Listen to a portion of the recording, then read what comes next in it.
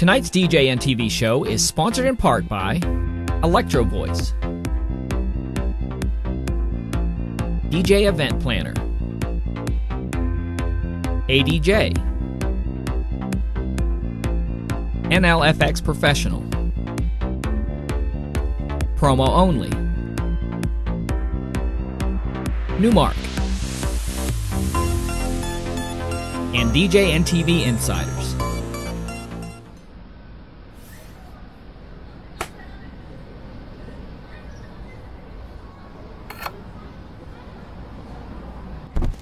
Hi, this is John Young with the Disc Jockey News and Disc Jockey News TV. Thank you for joining us tonight out on Facebook and out there on YouTube. For tonight's show, we've got... Hey everybody, it's Ron Ruth with Ruth Presents one more time on Disc Jockey News TV. This is the second installment, and I have some great guests with me tonight.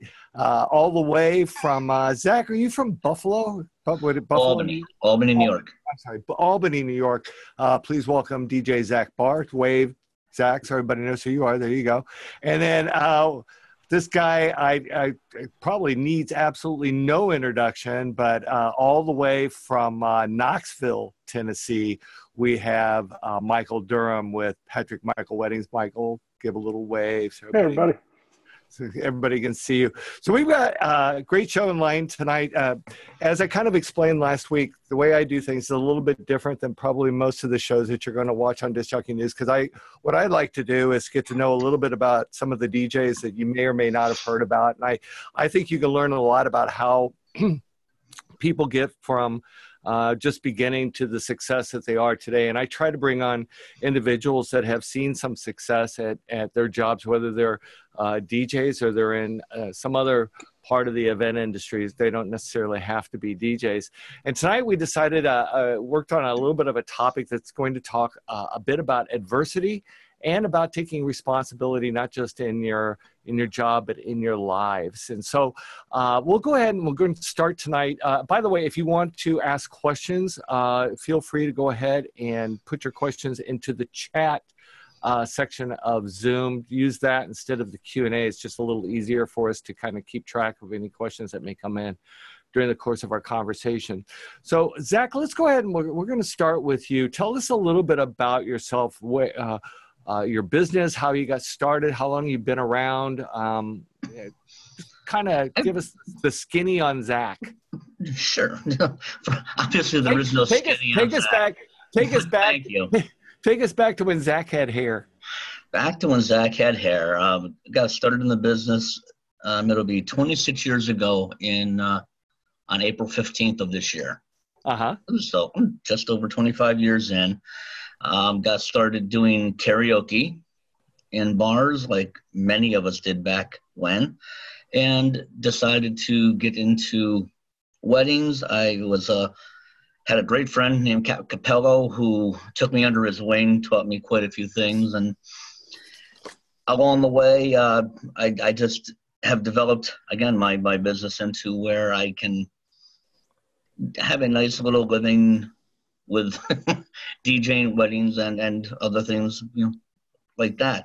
The biggest thing I think is what we talked about in the past is I have Tourette's syndrome, and it is a little different when I'm trying to deal with a client, especially the first meeting with a client, because I tend to do things like that. And so and things like that, which, again, you would think maybe would make me not want to be in this industry, but it's the damnedest thing, kind of like we talked about, Ron, Mel Tillis when he sang. The man stuttered when he sang. When I'm on mic, when I'm in performance mode, it goes away, and it's something I absolutely love doing, which is making amazing memories for my clients.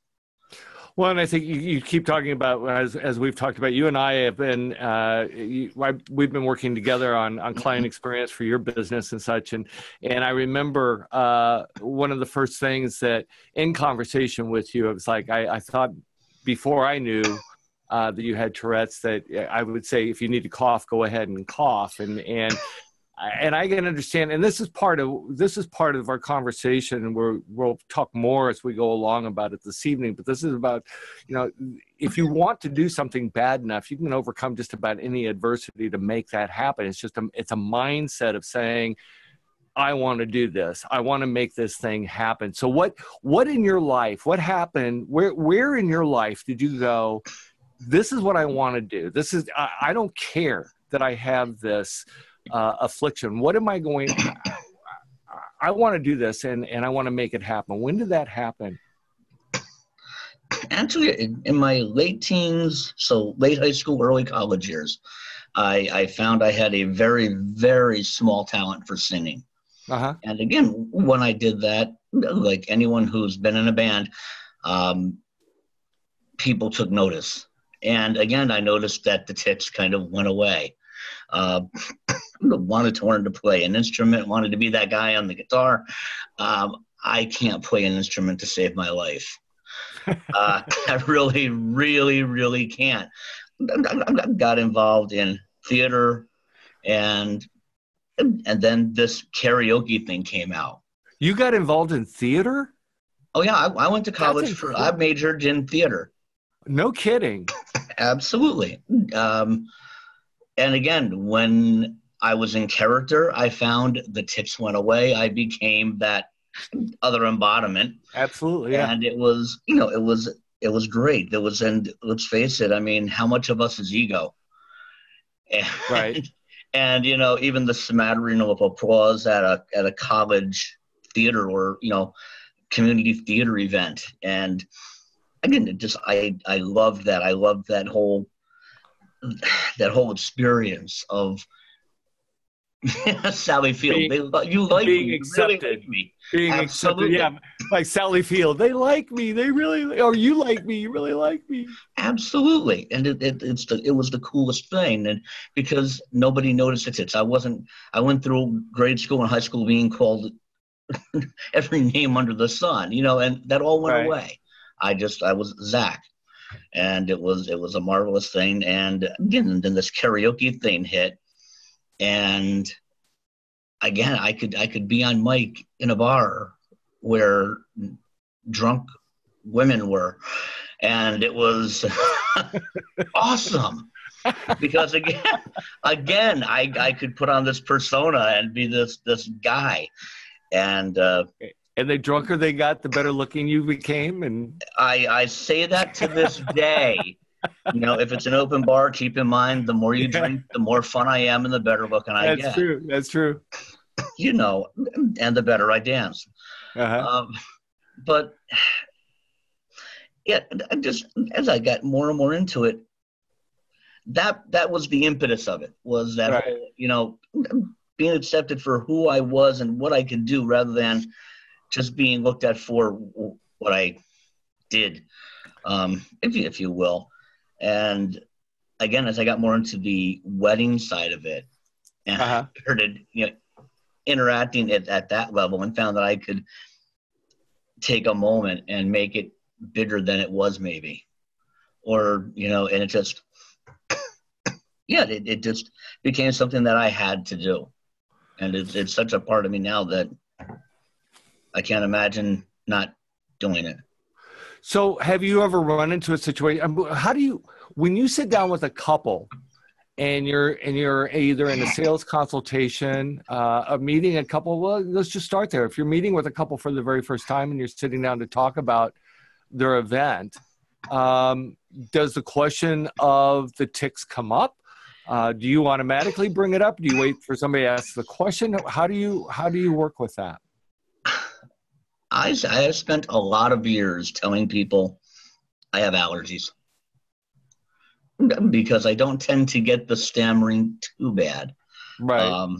As I think if I stammered my way through a sales presentation, that would pretty much put the kibosh on anybody hiring. Right. The guy who can't speak a full sentence without stammering. Mm-hmm. Tonight, it is a bit worse, as when I talk about the Tourette's, I think about the Tourette's. When I think about the Tourette's, it cycles on itself. But I think in meetings with potential clients, especially first time I've met them, it's absolutely, I've got a cold and flu season. Boy, those allergies are really killing me this year. Right. Once we've gotten past that and you get to that point in the relationship with the client where the client is now more than just a date on the calendar, more than just a booking, more than just a client. Right. They're a friend. Right.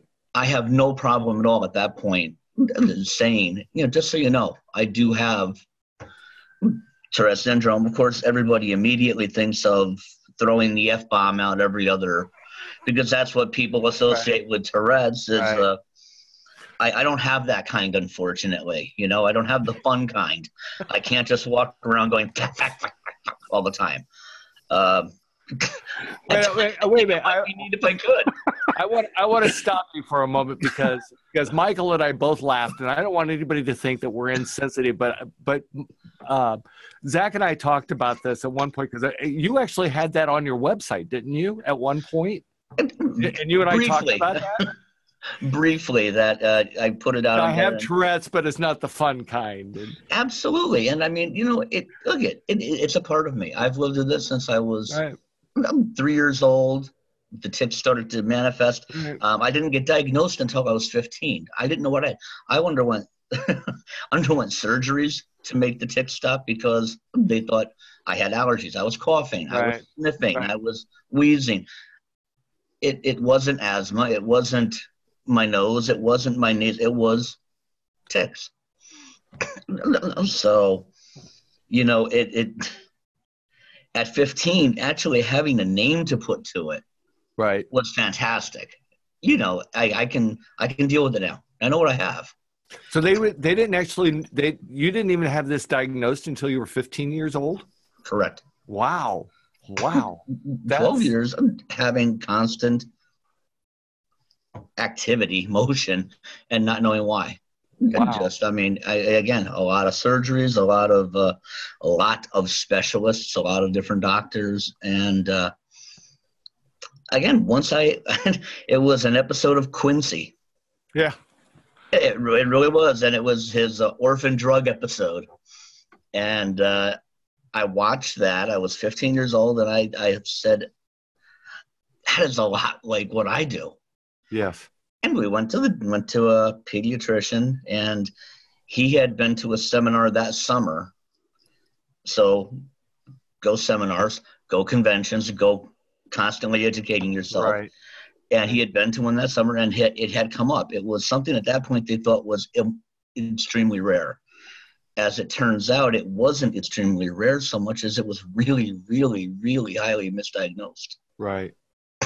So, got on some medication for it, and again, with meds, it's well in hand. It can be controlled. So, real quick before we move on to Michael here, because Michael feel left out of this conversation. I know that in Albany, you are. Did I not hear you say that you're a member of the board of directors for the ADJA in Albany? Correct. What's your position? What do you do? I'm director at large. Director at large, right. And you told me a little bit. Talk a little bit about the training that you've been through. Some of the training that you've taken over the years.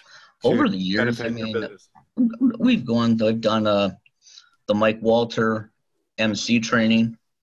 Mike working. We've gone with the ADJA. We just did a thing with Joe Bunn. And Sean, Big Daddy. Was up McKee. He comes up quite a bit, actually. We've been through trainings with, oh my goodness, Brian, and I'm losing his name. But we do a lot of training, and a lot of it, with whether it's marketing, whether it's mic work, whether it's performance related. Mike Alvarez, we work with a lot. He does a lot of games and things like that. Again, constant education. You've got to be constantly improving. So if you think you know everything, you're wrong. Absolutely. Yeah. Mike knows there's always something to learn.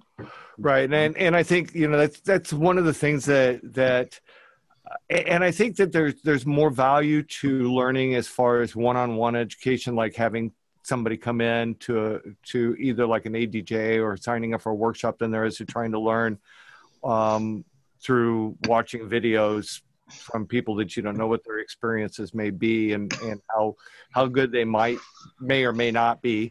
And people that can't really coach you, they just give you information, but they're not really there to help you after the fact. So Michael.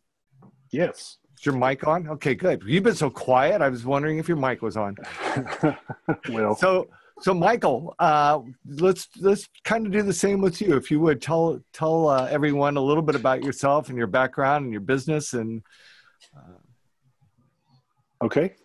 My name's Michael Durham. I'm originally from Memphis, Tennessee. I currently reside and operate my business in East Tennessee in Knoxville. I am about 99% wedding focused these days, having been a club disc jockey and a mobile multi-op company in the beginning stages of my career for many, many years. About 10 years ago, I transitioned into a single op wedding focused business, hence the business name Patrick Michael Weddings. And the Patrick part of that is? The Patrick part of it would be my dad, kind of following in Dad's footsteps, taking the same career path he's chosen. He's been a active club disc jockey since age 20, and he retired from nightclubs about 12 years ago, and he will be, what is this? He will be 72 in March, and he still does 15 to 20 weddings a year. Wow. Couples love him. He's a lot of fun, very energetic, very outspoken. Sometimes I think a little too much, but hey, it works for him. you know what I mean, right? I've gotten the pleasure of experiencing some of those moments. So you started your business as a multi-op and a club DJ. When was this? Patrick began the multi-op company called Party Boys Disc Jockey Show in 1980. So you were working for your dad in 1980 then? I was a sophomore in high school. Oh, wow. I actually did some mobile work, worked in a local skating rink here in Knoxville. And other than DJing, this is pretty much how I've earned my living my whole life. Working for his multi-op. At one point, we were probably one of the largest multi-op companies in southeastern United States. Wow. We purposefully did away with that about 20 years ago. It got to a point to where it was just too much to keep up with. Operating and keeping 19 guys out and busy was a little more than he or I, either one, wanted to continue to do. So we downsized somewhat. And then we began looking for ways to improve what we did where weddings were concerned. And obviously taking all the training that's out there, including several workshops from Mr. Ruth himself. I looked at him in I don't know, June or July of 2011 and said, "Hey, Pop, we've got to either rebrand Party Boys as another business, or we need to start a new business that's completely separate from Party Boys, because the branding of Party Boys didn't fit what we were delivering, the style of wedding that we had come to deliver based on the training and the changes that we felt good about." And so we agreed and started Patrick Michael, which is my middle name, his middle name, put together, all one word. And we have had just a tremendous amount of success with that. Well, and with both you and Zach, I've noticed you can tell from both websites, both of you guys are, I would say, you're high-end DJs that I mean, just from looking at your site, I mean, you both have very professional operations. It's funny because Zach was telling me the other day, he's getting more and more into bar and bat mitzvahs. And with the last name of Barr, he just branded Barr, B-A-R-R, mitzvahs as your website. Is that right? Domain name, yeah. Yeah. Mitzvahs.com. Mitzvahs.com. So I think let's talk about that for just a few moments, about not not just Zach and not just you, but separating, if you're doing karaoke in high schools and you're also doing weddings, to have all of that on one site is rather confusing for a customer. Plus it's also going to put yourself in a situation from an SEO standpoint where you're not going to be able to get full juice out. I mean, from what I know about SEO, I know enough about SEO to be pretty dangerous, but I think that isn't that true? Is that what you guys have found? Is that it's better to keep everything separate rather than trying to combine it all into one big page? That's how I approach what I do with the websites that we operate for the different businesses. We recently purchased a photo booth for Patrick, something for him to play with, and we created a separate company name for it. I recently built the website for it. You're welcome to go check it out. It's sillyshots.photos.com. Silly Shots? Silly Shots Photo Booth Company. How'd you come up with that name? Just brainstorming, trying to come up with something that was fun, that had photo. I wanted photo booth. Obviously, the most searched for terms where photo booths are concerned is photo booth rental, and whatever city you're in. So you try to, how can I pull a little juice from that search term and have it in your URL. Right. So we chose Silly Shots Photo Booth Company. The website address is sillyshots.photos.com, and it is pretty much just a one-page site, WordPress site that I put together for it, and it's doing pretty well for us. We're excited with the. So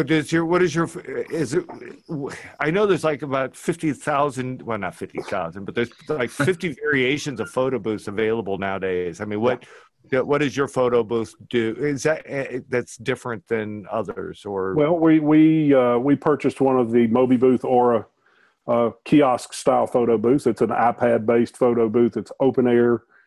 Everybody can watch and see what's going on. It's a lot of fun. It's very social. They can get prints. The booth has the capability to do GIFs, to do boomerangs, to do video, to do green screen. The guests can put in a phone number and text the photo straight to them. They can put in an email address. It will email them the photos or the GIFs or the videos, and include with it direct links to 6 or 7, I forget how many social media sites I set up. So a couple of questions, okay? And I'm just going to go ahead and admit I am not a photo booth person, so I'll just go ahead and claim my photo booth ignorance here. So two questions that come to mind here. First off, what is a boomerang? A boomerang is a GIF that goes out and back. So a GIF rotates. It's a moving picture that's constant, that constantly loops. A boomerang goes to a point and comes back. So it's end to end. It's linear instead of circular. Okay. That makes sense? Yeah. Okay. So my other question is now that you're able to, because you're able to have people can have these photos emailed to them, are you able to harvest the email addresses? Ha, ha, ha. Yes, we are. Yes, we are. So you're able to do follow up the next day and that sort of thing, as far as, or within a reasonable period of time. I typically don't at an event. I don't keep the email addresses from the guests at a wedding, for example, or I wouldn't from a kid's birthday party. Now, if I were in a bridal show or some type of marketing event where, you know, everybody that was at the show was there looking for ideas for their mitzvah. Right. Anybody that used that photo booth that put in their email address, absolutely, I'm keeping that. That's potential customers, and it states it right there. I mean, I have signs up that say we're not keeping emails today, or yes, we're collecting emails. If you put your email in, you agree to receive. So you let they know yes you're going to take their email and use it, or if you're not going to use it. Right. Pretty much you make a promise to the customer as to what you're going to do and what you're not going to do. Yeah. That way they know ahead of time. If they don't want to receive an email, then I say, okay, then here's your print of your, you know, of your photo or your GIF or whatever. Don't put your email address in there, because if you put it in there, I will send out an email blast to everybody's email that I collected today that may say something like, hey, thanks for visiting us at the show today. we would love to sit down and talk with you more about how our photo booth can help make your celebration great, you know, that type of thing. But I'm not going to blow someone's email up with, or, you know, spam it to death with email and be that guy, so to speak. So before we get into the topic that you and I had talked about before coming into this conversation this evening, I did want to touch on the same thing that I touched on with Zach a few moments ago. I want to talk about education. If you would, share with the audience a little bit about some of the workshops and conferences and things you've taken advantage of over the years. Okay. For years, I had no idea that there was even a DJ convention. My experience with being in this industry and being a disc jockey, my dad and I went to Summer NAMM in Nashville. It was in Nashville one year. It would be in Orlando the opposite years. Now I think they do it in Nashville and somewhere in California. But we went to NAMM every year religiously. It was our gear fix. You know, we could go look at new technology and new lights. And that's what we went for more than anything. And we were in that multi-op situation, we were selling gear more than selling an experience. You know, we're going to come take care of your event. It's going to be a great sounding sound system, a wonderful light show. We'll play the music you want. Everybody will have fun. You can pay us, and we'll do it again next time. You know, basically that. And that was the end of the discussion. There was no more, I guess, customer interaction. There was no really, outside of the event itself, there was no customer relationship. Right. How I approach what I do now is just night and day different from that. As far as education goes, I went to Mobile Beat in February of 2011. That was the first time I knew that there was even a convention for DJs. And I met several people, including yourself. I don't know whether you remember meeting me or not. I think Patrick introduced me to you. It's hard not to remember you, Michael. Yeah, okay. Or Patrick. I don't remember you. I remember Pat. No, I'm just kidding. I met several of the WED Guild members, Peter, obviously, Liz, Bill, Mitch Taylor. I heard Mark Farrell. I'd never heard of Mark Farrell before at this point, and this is 2011. Right. And I got to see Mark's presentation that year. I think it was called "You Only Get One Song," and I made a commitment to myself sitting in that convention that I need to look for some training. If this is out here for DJs, somewhere there's got to be training. And lo and behold, I found out there still are several longtime industry professionals that offer training, and I have been an active seeker of those workshops now for, 2018, for about 7 years. I've taken at least 2 workshops a year every year since 2011. I think in 2011, and don't let me scare anyone, I think I attended 3 different conferences that year, took 4 workshops. Oh, wow. It was a big investment. That was, geez, well, I know I've seen you at Professional Process at least twice. That's Peter's workshop. I've seen you in my workshop at least twice, the Amazing Love Story workshop. I know you've taken Mark Farrell almost all. Haven't you done all of the Mark Farrell workshops? I have taken bronze, silver, and gold in MC. I've taken bronze and silver in the Love Story. And your dad takes these. I mean, 72 years old, and your dad is always there too, if I'm not mistaken. Yeah. He's been to every workshop. We've taken every workshop together, with the exception of I went to Canada in. You went to Bill Herman's workshop. Went up and took Bill's entertainment experience up in Canada with my good friend Dave Tournier. That's the only workshop that Patrick hasn't taken, and he has. We're putting him sort of, and I probably shouldn't say this on air, but we're putting him on the back burner, I guess is the right way to say it. We can't use that retire word, because he'll run in the other direction, but he's going to operate the photo booth and let me take care of all of the disc jockey businesses, I guess. Well, and for anybody that I could talk for hours about Patrick, as I could about Cap Capella, and I mean, we won't do that, but I would say to any DJ that is watching this particular show, if you if you really want to get some down to earth advice and get it from people that are no nonsense, reach out to either Patrick Durham or reach out to Cap Capella. Either one of them. Neither one of them are going to mince words. But if you contact Patrick, allow yourself some time. I love Patrick to death, man. He's one of my favorites. So, Michael, one of the things that we talked about when we talked about you being a guest this evening was you wanted to talk a little bit about, and I was intrigued by this, about taking responsibility. And Zach, feel free to jump in here anywhere that you feel comfortable with it, with questions, or if you have your own comments. I'd love to hear from both of you, because I know both of you have been around for quite some time, and I love the way Michael just a few moments ago said long time. It was long time DJs instead of saying old guys, which I appreciated that very much. I call myself a veteran of the DJ industry. I don't call myself the old guy of the industry. So you wanted to talk a little bit about responsibility and primarily about business, but I think it also applies to life. Why don't you kind of take us down the road of what you had in mind? Well, my concept with take responsibility, are you taking responsibility for your business, for your life, for the industry that you work in, for the events that couples trust you to handle? Or are you taking advantage? And what's the difference? Well, to some people, they're going to say none. There's not any difference at all. To me, and it may just be my deeper understanding of the role that I play for the people that trust me with their events. There's nothing that could happen at someone's wedding that I wouldn't try and fix, whether it falls under my job or not.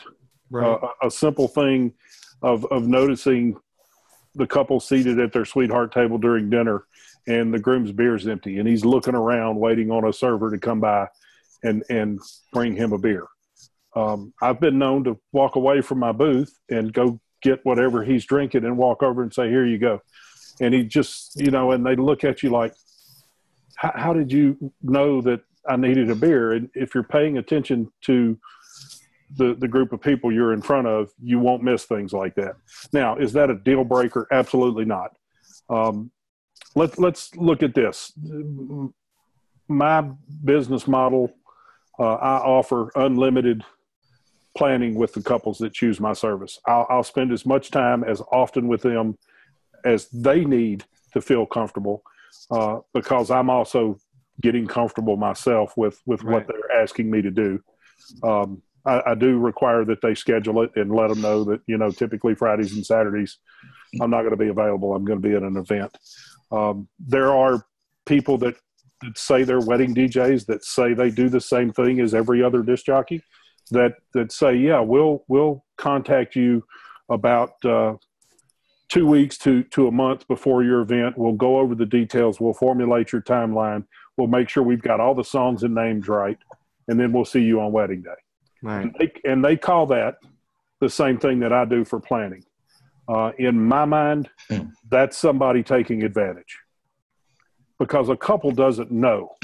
The people hiring us for a wedding, they have no idea. They've never hired a disc jockey before.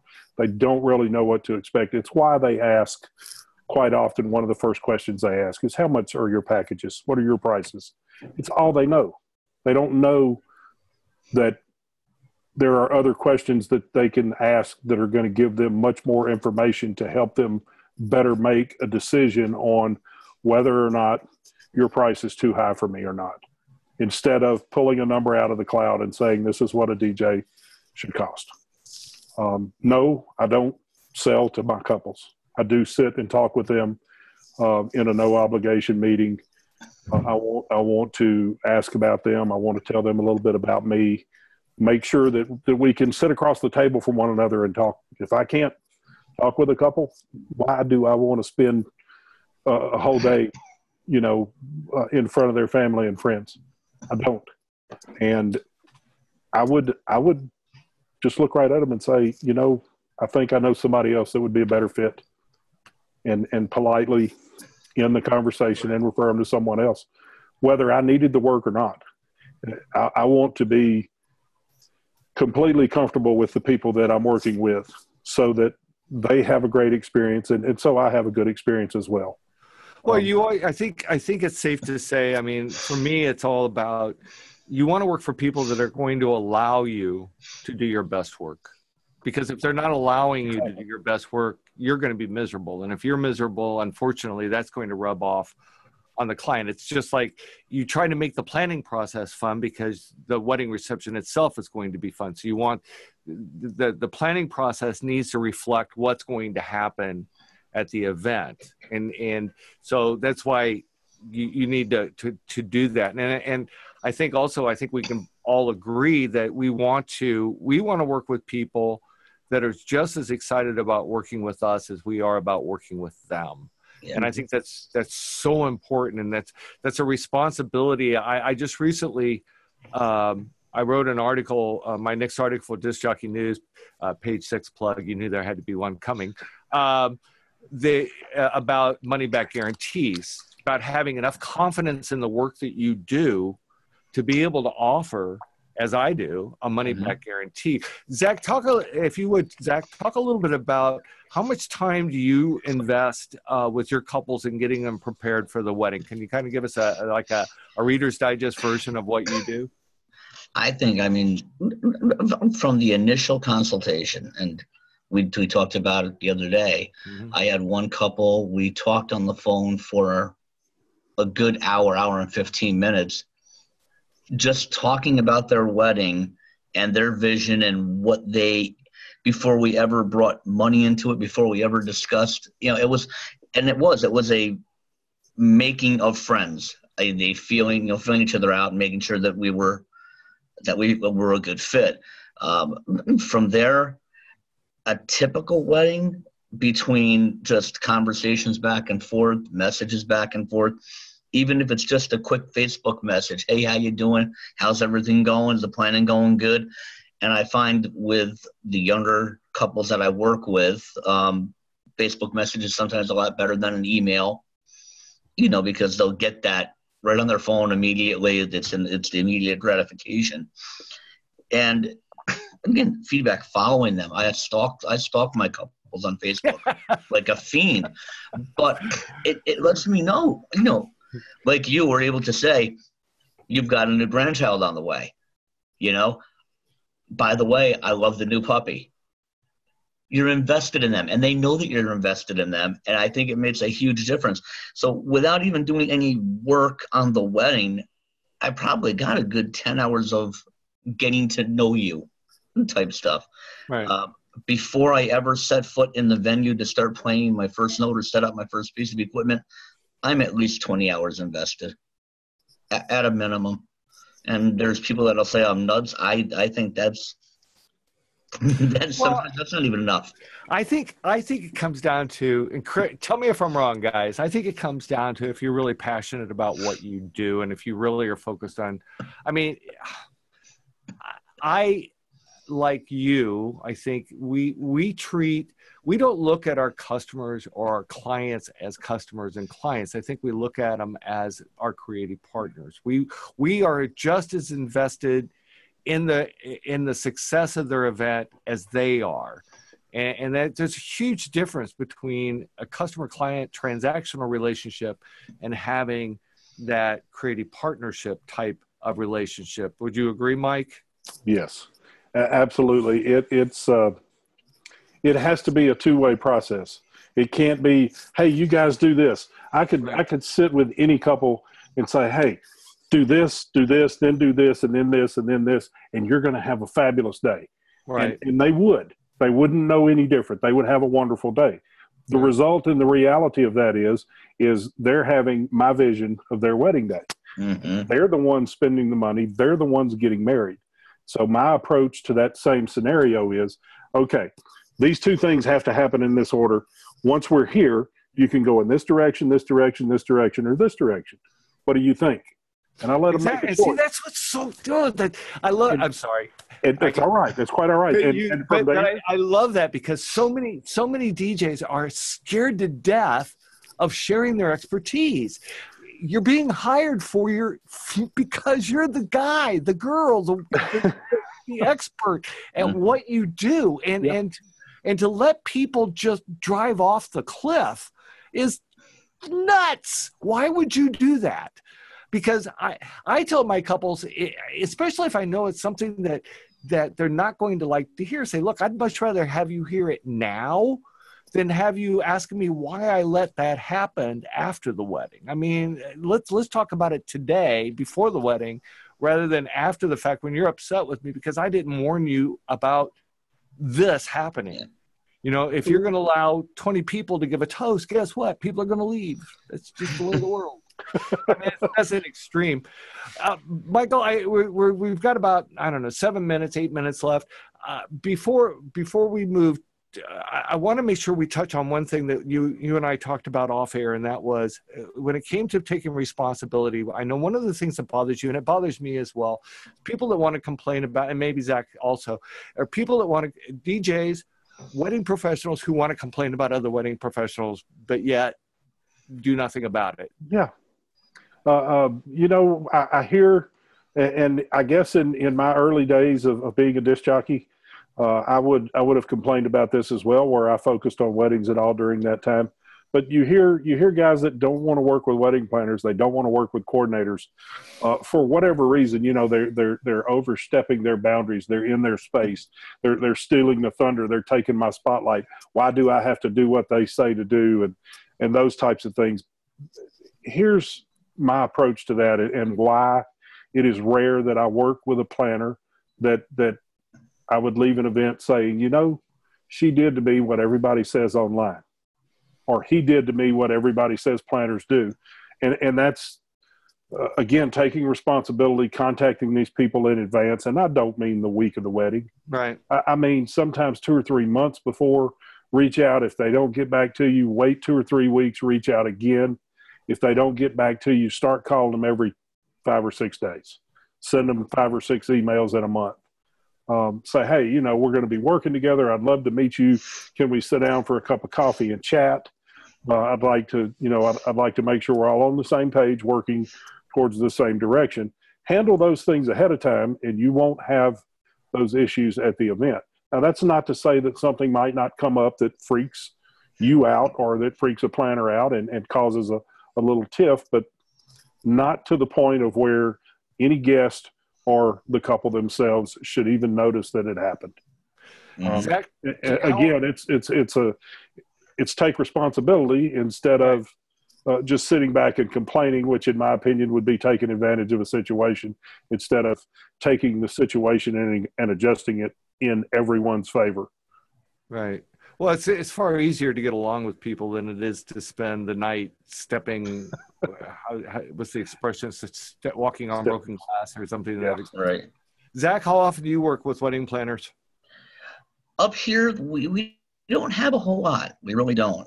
There's only 3 or 4 wedding planning groups that do a significant amount of work, and those that are up here are very, very good. I mean, they tend to handle a lot of the pre-reception stuff, making sure everybody's ready and set and dressed and all of that good and happy stuff, making sure everything's in place. And then when it comes time to, you know, like the one planner said to me, once you start to talk, the show is yours. You know, and they're great. They'll reach out and go, okay, we got to do the father-daughter dance. Dad's missing. Could you help me find him? You know, and that sort of thing. So it's very collaborative. Well, I think tell me if I'm wrong, guys. It basically comes down to setting expectations. It's for me, like if I know I'm going to be working with a wedding planner, and I don't work with that many of them here either, but it usually has to come down with a couple of saying, look, I'm happy to work with a wedding planner, but typically what I do at the wedding, I mean, they're welcome to be a part of the planning process of the wedding, but that's where my forte is. That's what you're paying me the big bucks to do. I mean, you're welcome to let your wedding planner do it, but you know, that's my forte. And usually if you kind of explain it in a way that the bride and groom can understand it, you can actually set some reasonable boundaries without actually, so you're not stepping on anybody's toes. You're just saying, I mean, I'm not going to go and tell the wedding planner how to actually do the ceremony. That's not part of what I do. I know enough about ceremonies also to be dangerous. So I think it's important to set boundaries. But I also think, having said that, because I don't want to come off sounding like, that I want to control the show, but I think it's important to look at everybody that works. Again, it comes down to me, words mean something. That's why I said creative partner to me is a much better word than client or customer.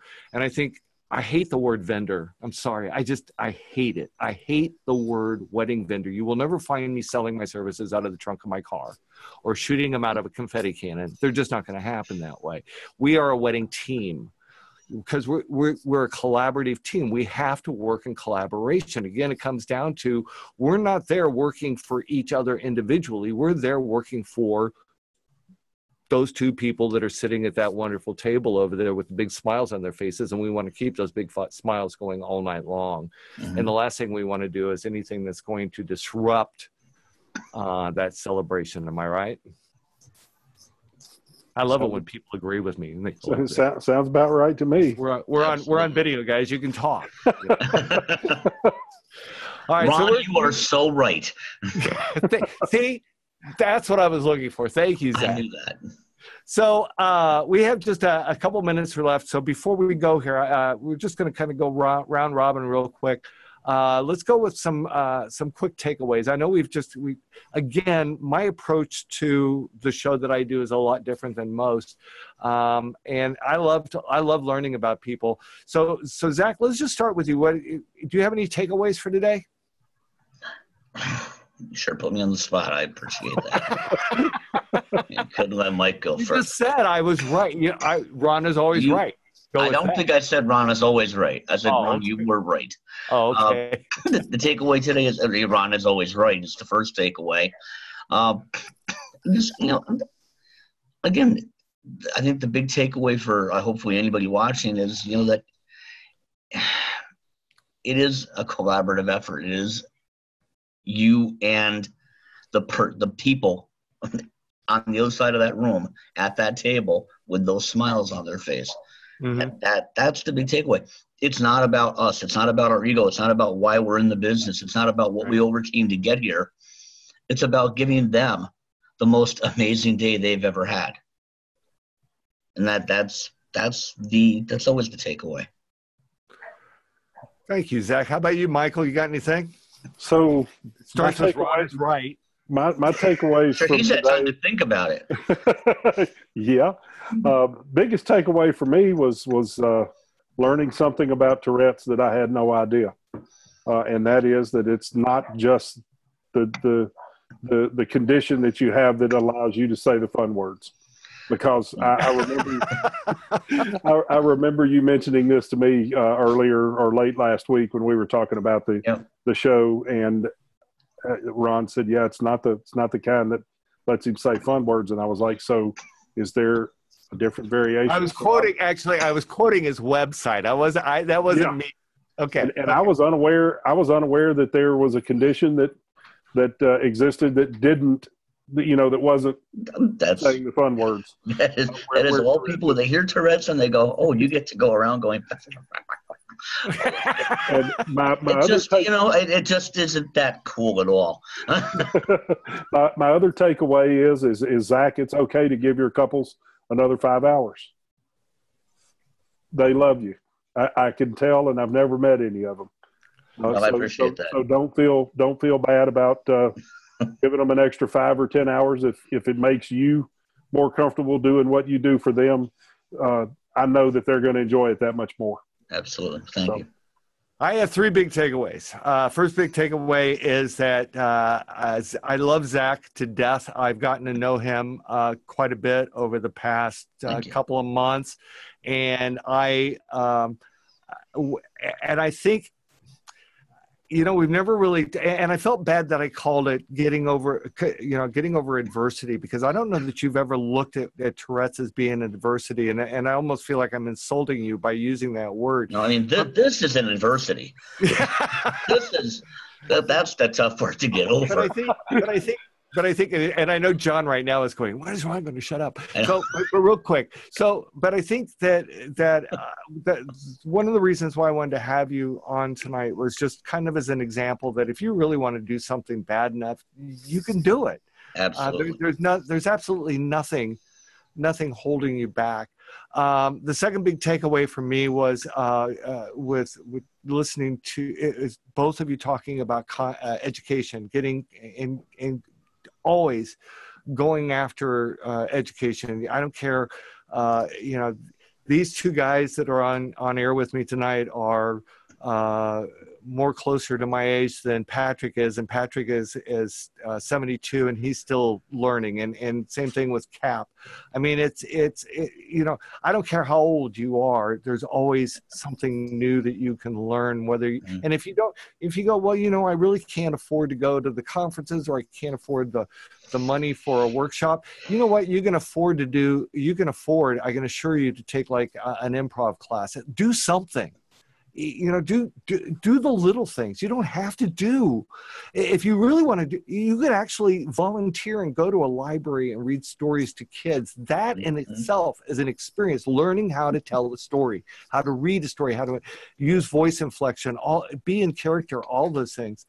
I think are wonderful. And then the third big takeaway is, you're right, I'm always right. So I'm kidding. I am kidding, okay? All right. So, Zach, thank you so much for being here this evening. Michael, thank you so much for being with me this evening. My pleasure. All of you out there, I thank you for being here and for hopefully allowing this program to go for many more broadcasts, because I'm loving this. I absolutely love it. I don't know what we're going to be doing at the end of next month, but I do want to tell you real quick, I'll leave you with this, that there will be a special Ruth Presents on Tuesday, March the, I want to make sure I got the dates right, March the 12th, the 13th. That's Tuesday the 13th. There will also be another Ruth Presents, and I don't know who the guest is going to be. It's a mystery to me as well. So thank you again so much for being here tonight, folks, and we will see you next time.